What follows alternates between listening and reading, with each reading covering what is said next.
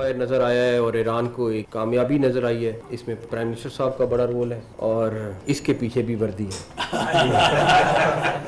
بھارت نے ایک بیس کے اوپر تقریباً 11 کے قریب میزائل فائر کی. آپ یقین کریں ایک بھی میزائل کسی جہاز کو یا کسی کو نقصان, کوئی بیس کے آگے گرا, کوئی بیس کے پیچھے گرا, کوئی بیس کے سائڈ گرا. آرمی چیف اس وقت بالکل سالڈ کھڑے ہوئے تھے, کوئی ان کو پریشانی نہیں تھی اور بالکل کلیئرٹی کے ساتھ تھے کہ انہوں نے ہمارے پہ حملہ کیا تو یہ اس سے 4 گنا زیادہ بھگتیں گے, اور انہوں نے بھگتا. ایران اسرائیل سیز فائر کے پیچھے بھی وردی ہے. جنگ بندی میں وزیر اعظم شہباز شریف کا اہم کردار تھا. وفاقی وزیر داخلہ محسن نقوی کی علماء کرام کے ساتھ پریس کانفرنس. وفاقی وزیر نے کہا کہ 9 مئی کی رات اللہ کی غیبی مدد پاکستان کے ساتھ تھی. بھارت نے ہماری ایک ایئر بیس پر 9 سے 11 میزائل فائر کیے, لیکن کچھ میزائل بیس سے پہلے اور کچھ آگے جا کر گرے. کسی میزائل سے پاکستان کے کسی جہاز یا ایئر بیس کو نقصان نہیں پہنچا.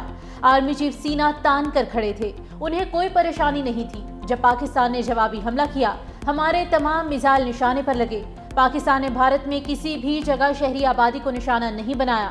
وفاقی وزیر نے محرم الحرام میں مذہبی ہم آہنگی کی ضرورت پر بھی زور دیا.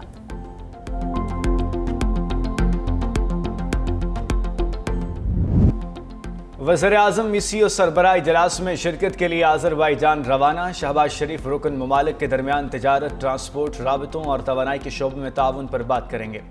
روانگی سے پہلے وزیر اعظم کی زیر صدارت اجلاس.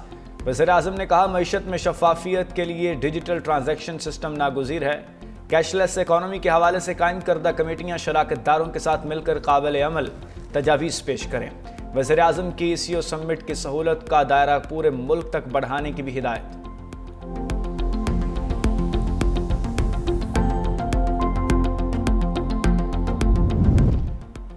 خواجہ آصف کی تنقید پر اسپیکر قومی اسمبلی سردار ایاز صادق کا اضافی تنخواہ لینے سے انکار. وزیر اعظم کے نام خط لکھ دیا. اسپیکر آفس ذرائع کے مطابق سردار ایاز صادق نے لکھا کہ میرا تنخواہ سے کوئی تعلق ہے نہ دلچسپی. تنخواہ بڑھانے کا فیصلہ وزیر اعظم اور وفاقی کابینہ کا اختیار ہے. بے شک میری تنخواہ نہ بڑھائیں, میرا کوئی مطالبہ نہیں. ایاز صادق نے خواجہ آصف کے الزامات کا جواب دینے سے گریز کیا. اسپیکر کی تنخواہ میں اضافے کے متعلق حتمی فیصلہ اب وزیر اعظم کریں گے.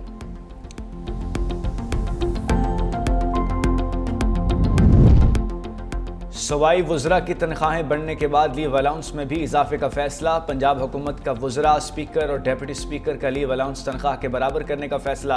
پنجاب عوامی نمائندوں کے قوانین کا ترمیمی بل صوبائی اسمبلی سے منظور. ترمیمی بل کے تحت Punjab minister salary allowance privileges act میں ترامیم کی جائیں گی. ترامیم کے بعد چھٹی پر تنخواہ کی کٹوتی نہیں ہوگی. صوبائی وزراء کو 9,60,000, اسپیکر کو 9.5 لاکھ اور ڈیپٹی اسپیکر کو 7,75,000 روپے ملیں گے.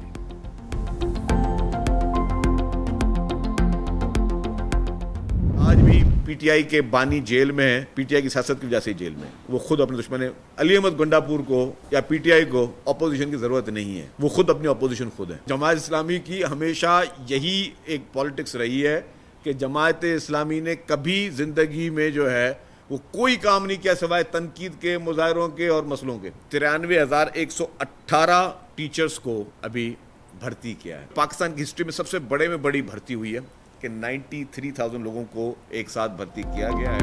بانی پی ٹی آئی اپنی پارٹی کی وجہ سے جیل میں ہے. علی امین گنڈاپور کو کسی اپوزیشن کی ضرورت نہیں. تحریک انصاف والے خود اپنے دشمن ہیں. سینئر وزیر سندھ شرجیل انعام میمن کی میڈیا سے گفتگو. کہا سیاسی مخالفین نے الزامات لگانے کے علاوہ کچھ نہیں کیا.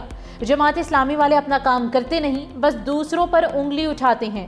چیئرمین بلاول بھٹو زرداری کے وی این کے مطابق سندھ میں انقلابی کام کیا جا رہا ہے. روٹی, کپڑا اور مکان پیپلز پارٹی قیادت کی جد و جہد کا محور ہے. سیلاب متاثرین کو 21 لاکھ گھر دیے گئے. 4 لاکھ خاندانوں کو مفت بجلی دی جا رہی ہے. محکمہ تعلیم نے 93,000 سے زیادہ اساتذہ بھرتی کیے. محرم الحرام کے دوران ماتمی جلوسوں کی فول پروف سیکیورٹی یقینی بنائیں گے.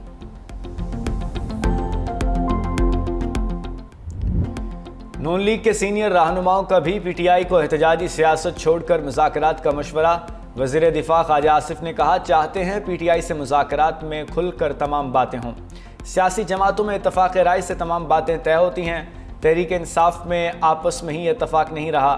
خواجہ سعد رفیق نے کہا بانی پی ٹی آئی اپنے سینئر ساتھیوں کی رائے سے اتفاق کریں تو بات چیت ہو سکتی ہے. محرم کے بعد بھی احتجاج تحریک کامیاب نہیں ہو سکتی. پاکستان کو اس وقت نئے میثاق جمہوریت کی ضرورت ہے۔ پشاور ہائی کورٹ کا سانحہ سوات میں غفلت برتنے والوں کا جلد از جلد تعین کرنے کا حکم۔ Chief justice Peshawar high court کے استفسار پر چیئرمین انسپیکشن ٹیم نے بتایا کہ سوات کا دورہ کیا ہے، تحقیقات میں مختلف محکموں کی کوتاہی سامنے آئی ہے۔ جسٹس فہیم ولی نے پوچھا، ایمرجنسی رسپانس کے کیا انتظامات ہیں؟ خدا نخواستہ کچھ ہو جائے تو کیا ڈرون سے فوری رسپانس ممکن ہے؟ کمشنر ہزارہ نے بتایا کہ ڈرونز لائف جیکٹس پہنچا سکتے ہیں۔ چیف جسٹس کا ڈرونز کو ٹیسٹ کرنے کا حکم۔ ریمارکس دیے، آزمائشی مشق کریں، دیکھیں کتنی دیر میں ایمرجنسی میں پہنچ سکتے ہیں۔ کمشنر مالاکنڈ اور RPO کو رپورٹ جمع کرانے کی بھی ہدایت۔ Air chief marshal Zaheer Ahmed Babar Sidhu کا اسپیکر قومی اسمبلی سردار ایاز صادق کے نام اظہار تشکر کا خط۔ ایئر چیف مارشل کی اسپیکر کے پارلیمانی کردار کی تعریف۔ کہا، بھارتی جارحیت کے خلاف قومی یکجہتی قائم کرنے کے لیے سردار ایاز صادق کا کردار قابل ستائش ہے۔ پارلیمانی قیادت کی جانب سے قومی اتحاد کے مظاہرے پر پاک فضائیہ کے شکر گزار ہیں۔ قومی اسمبلی کے معزز ارکان کی پاک فضائیہ کے حق میں یکجہتی قابل فخر ہے۔ دشمن کی جارحیت کے مؤثر جواب دینے پر پارلیمانی اور قومی قیادت کی جانب سے خراج تحسین ناقابل فراموش ہے۔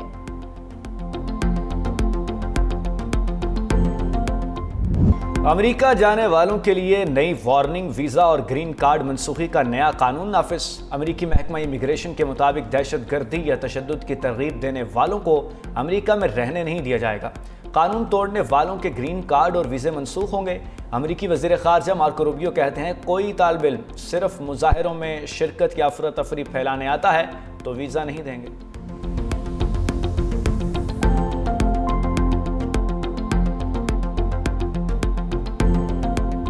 امیگریشن قوانین پر صدر ٹرمپ اور فیڈرل کورٹ آمنے سامنے۔ عدالت نے غیر قانونی طور پر میکسیکو سے امریکہ میں داخل ہونے والوں کو سیاسی پناہ کا اہل قرار دے دیا۔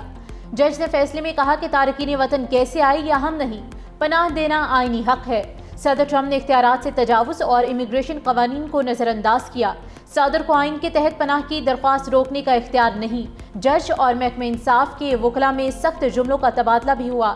جج نے سوال کیا، اگر صدر گولی مارنے کا حکم دے تو کیا عمل کریں گے؟ محکمہ انصاف کی جانب سے جواب دیا گیا کہ ایسا حکم آئینی بحران پیدا کرے گا۔ وائٹ ہاؤس کے ڈپٹی چیف آف سٹاف کے فیصلے پر شدید تنقید۔ ٹرمپ انتظامیہ 14 روز میں فیصلے کو چیلنج کر سکتی ہے۔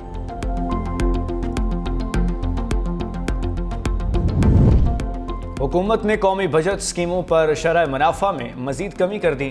ڈیفنس سیونگ سرٹیفکیٹس پر منافع کی شرح 15 بیسس پوائنٹس کم کر کے 11.76% کر دی۔ اسپیشل سیونگ سرٹیفکیٹس پر منافع کی شرح میں 30 بیسس کی کمی نمایاں، منافع کی شرح 10.6% آ گئی۔ اسلامک سیونگ اکاؤنٹس میں منافع کی شرح کمی کے بعد 9.75% کر دی گئی۔ شہداء فیملی ویلفیئر اکاؤنٹ پر منافع 24 جبکہ ریگولر انکم سرٹیفکیٹس پر منافع 20 بیسس پوائنٹس کم کر دیا گیا۔ پیٹرولیم مصنوعات کی قیمتیں بڑھنے کے بعد ریلوے کرایوں میں بھی اضافہ۔ پاکستان ریلوے نے ایکسپریس اور پیسنجر ٹرینوں کے کرایوں میں 2% اضافہ کر دیا۔ نوٹیفیکیشن جاری، اطلاع کل سے ہوگا۔ محکمہ ریلوے نے ایک ماہ کے دوران دوسری بار کرایوں میں اضافہ کیا۔ 18 جون کو بھی مسافر اور مال بردار ٹرینوں کے کرایوں میں اضافہ کیا گیا تھا۔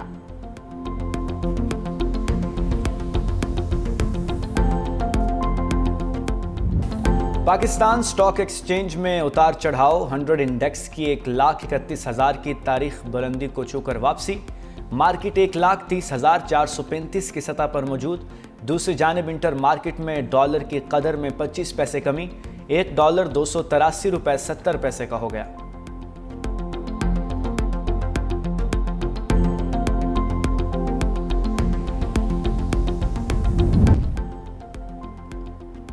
ملک بھر میں مونسون بارشوں کا نیا سلسلہ جاری۔ گلستان جوہر، گڈاپ، ملیر، قائد آباد، سرجانی ٹاؤن، نارتھ کراچی اور نیو کراچی میں بادل برس پڑے۔ بارش سے موسم خوشگوار ہو گیا۔ مونسون ہوائیں اندرون سندھ بھی داخل۔ تھر پارکر اور اطراف میں ابر رحمت۔ محکمہ موسمیات نے کمزور سپیلز سے ہلکی بارش کا امکان ظاہر کر دیا۔ غزہ میں اسرائیلی فوج کے مظالم میں کمی نہ آ سکی۔ اسرائیلی بمباری میں مزید 60 سے زائد فلسطینی شہید۔ شہداء میں انڈونیشین ہسپتال کے ڈائریکٹر مروان السلطان، ان کی اہلیہ اور بچے بھی شامل۔ خان یونس، جبالیہ، دیر البلح میں رہائشی عمارتوں اور خیموں میں بھی گولہ باری کی گئی۔ ادھر غزہ کے شمالی علاقوں میں حماس کے ساتھ جھڑپ میں اسرائیلی فوج کا ایک اہلکار ہلاک، 3 شدید زخمی ہو گئے۔ حماس نے غزہ میں جنگ بندی کے لیے ٹرمپ کے معاہدے پر غور شروع کر دیا۔ ترجمان کا کہنا ہے کہ اسرائیل کو معاہدے کے تحت غزہ سے انخلا کرنا ہوگا۔ مصر اور قطر کے ثالثوں کے ذریعے نئی جنگ بندی تجاویز موصول ہوئی ہیں۔ ایک ایسے معاہدے تک پہنچنا چاہتے ہیں جو جنگ کے مکمل خاتمے کی ضمانت دے۔ دوسری جانب اسرائیلی وزیر اعظم بنیامین نیتن یاہو نے اعلان کیا کہ حماس کو غزہ سے مکمل طور پر ختم کیا جائے گا۔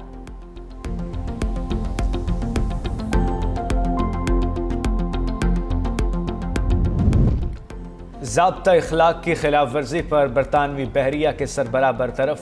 برطانوی وزارت دفاع کا کہنا ہے کہ سربین پر ساتھی خاتون کے ساتھ تعلقات کا الزام تھا۔ سربین کو مکمل انکوائری کے بعد عہدے سے ہٹا کر ملازمت اور کمیشن ختم کر دی گئی۔ 53 سالہ سربین کو اگلا chief of the defence staff بننے کے لیے مزید مضبوط امیدوار سمجھا جاتا تھا۔